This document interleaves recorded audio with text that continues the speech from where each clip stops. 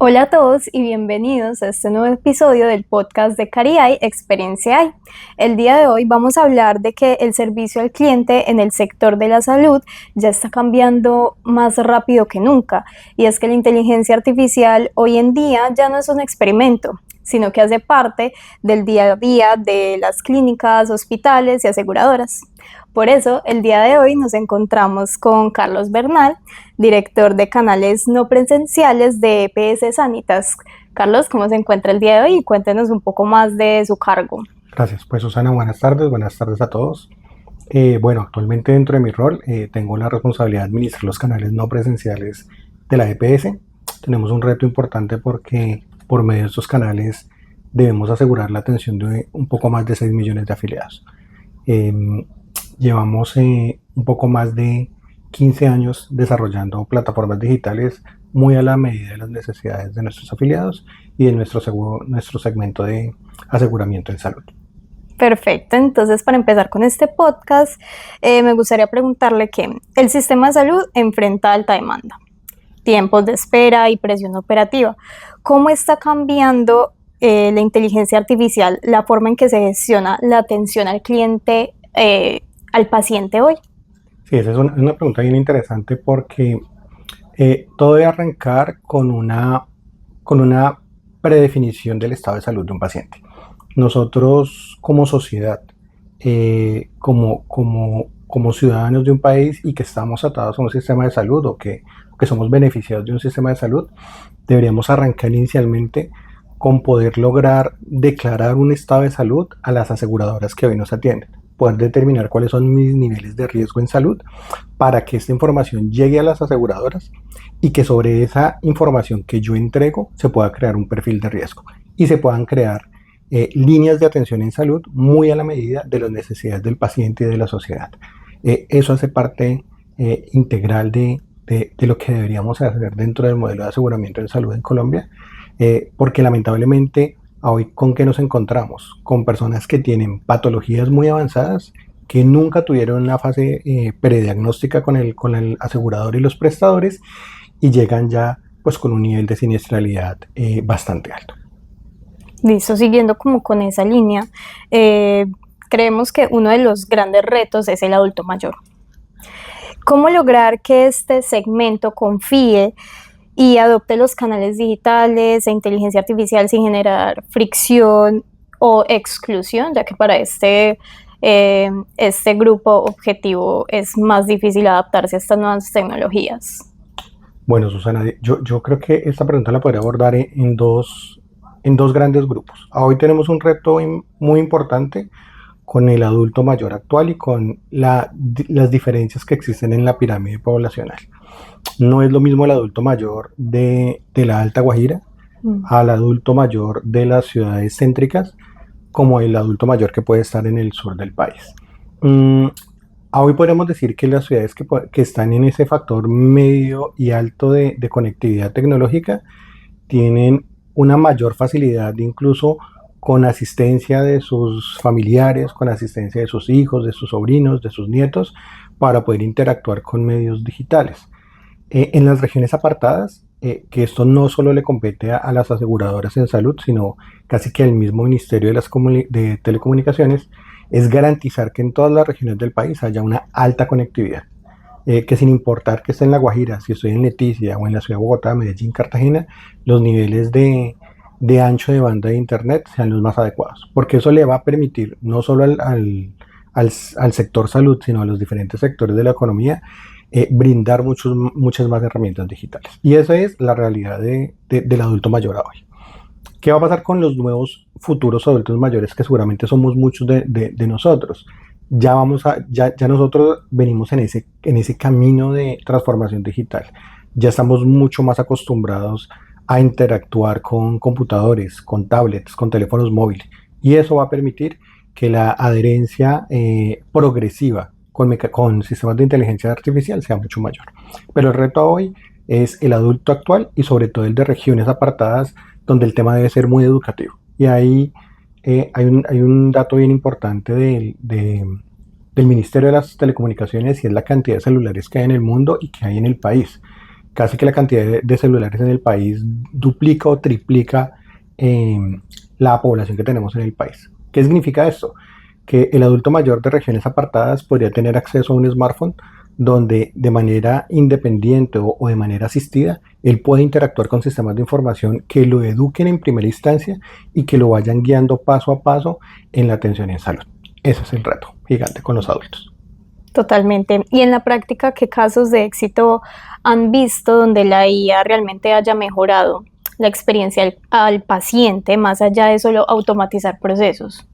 Bueno, hay un documental bien interesante en Google donde se habla de la revolución digital y estamos hablando de que esta revolución en países muy desarrollados ya lleva casi una década. Hay un ejemplo bien interesante en la India, en Canadá, donde sin importar la distancia que tienen estos dos países, se pueden hacer interconsultas con médicos especialistas en tiempo real, donde el médico que está al otro lado del planeta puede estar revisando la información clínica del paciente, sus exámenes diagnósticos, todo su historial clínico y con una asertividad muy alta puede estar dándole un plan de manejo de tratamiento a la afiliado. En Keralty le estamos apostando al tema de telemedicina también. De alguna manera la pandemia aceleró ese proceso, nos permitió explorar el tema de que si un usuario necesitaba la consulta o la lectura de sus resultados médicos, no había necesidad de hacerlo trasladar a una consulta médica, un consultorio físico, sino que a través de una videollamada, a través de una comunicación digital, se podría leer esos resultados y seguir con ese proceso diagnóstico para darle su tratamiento y manejo clínico. Perfecto. Y hoy muchos pacientes ya usan IA como fuente principal de información en salud.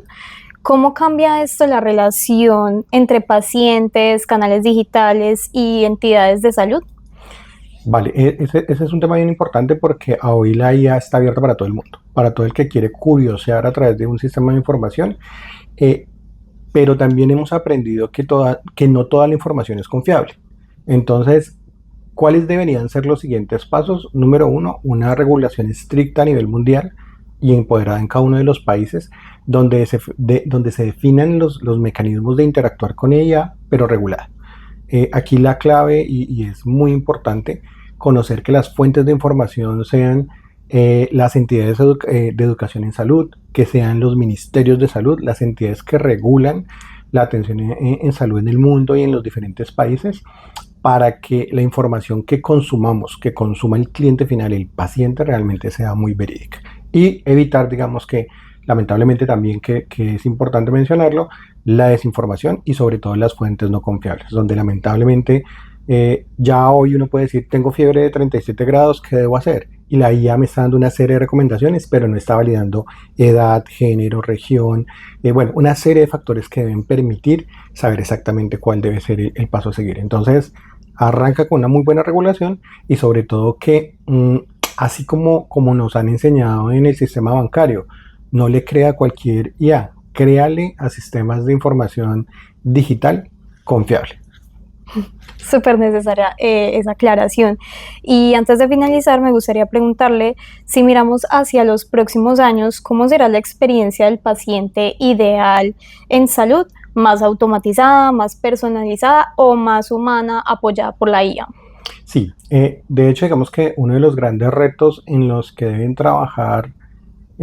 trabajar como organizaciones, número uno es la gestión administrativa. Esa gestión administrativa de recepcionar un cliente, de hacer que haga un pago, incluso que ya estamos en esa era digital de pagos electrónicos, toda esa parte administrativa es la que se debe operativizar. Es decir, eh, en el futuro, experiencia de cliente en el acto médico, yo diría llegar directamente a una sala de espera para que el médico en el consultorio me llame y yo pueda asistir al acto médico. Entonces, ese primer reto es lograr que los sistemas de información y sobre todo la IA me permita que toda esa gestión administrativa previa y posterior al acto médico lo hagan sistemas de información y que realmente la experiencia real del paciente sea el acto clínico. Que si es una consulta, es una intervención, si es un servicio en salud, que realmente ese sea. Y que de alguna manera la información que recibamos del paciente sea muy propositiva. yo tengo un postulado muy personal en esta parte de servicio y es, a hoy muchos de los sectores de la economía están muy orientados a que el cliente nos debe buscar, porque nosotros somos las aseguradoras o porque están las entidades bancarias o los diferentes sectores de la economía. Acá debemos cambiar un poco ese paradigma. Nosotros debemos buscar al paciente. Si, como lo decía al principio, si yo declaro un perfil de riesgo y voy a colocar cualquier ejemplo, una persona que ha tenido antecedentes de consumo de alcohol, de tabaquismo, con algunos antecedentes personales familiares de alguna patología, porque hay que esperar a que el usuario tenga que estar en una o varias consultas, que se le pidan varios exámenes clínicos para poder determinar cuál es su plan de manejo. Si yo desde el principio le declaro a los sistemas de información cuáles son, como esa declaración de salud, esto va a permitir que a través de algoritmos, a través de la información que se recibe en esas primeras consultas, demos un plan de manejo mucho más acertado al paciente. Y sobre todo, no esperar a que el paciente se enferme para buscarnos, sino que realmente en ese manejo que estipula nuestro plan de beneficios en salud, sea más de prevención. Y esa prevención es, si hay un paciente con estos antecedentes, que yo como aseguradora lo pueda buscar antes y decirle, don Pedro, don José, lo estoy invitando a que asista a esta consulta la próxima semana, de acuerdo a su edad, género, región del país, estos son sus riesgos. Y que inmediatamente eso permita que haya una atención mucho más personalizada, mucho más específica y sobre todo ahorrándonos una cantidad de costos operativos en esa fase diagnóstica y definición de tratamiento clínico. Perfecto, muchas gracias Carlos por acompañarnos en esta ocasión. Susana, muchas gracias, y a todo el equipo de Cariay, muchas gracias. Y muchas gracias a ustedes por escucharnos, los esperamos en un próximo capítulo.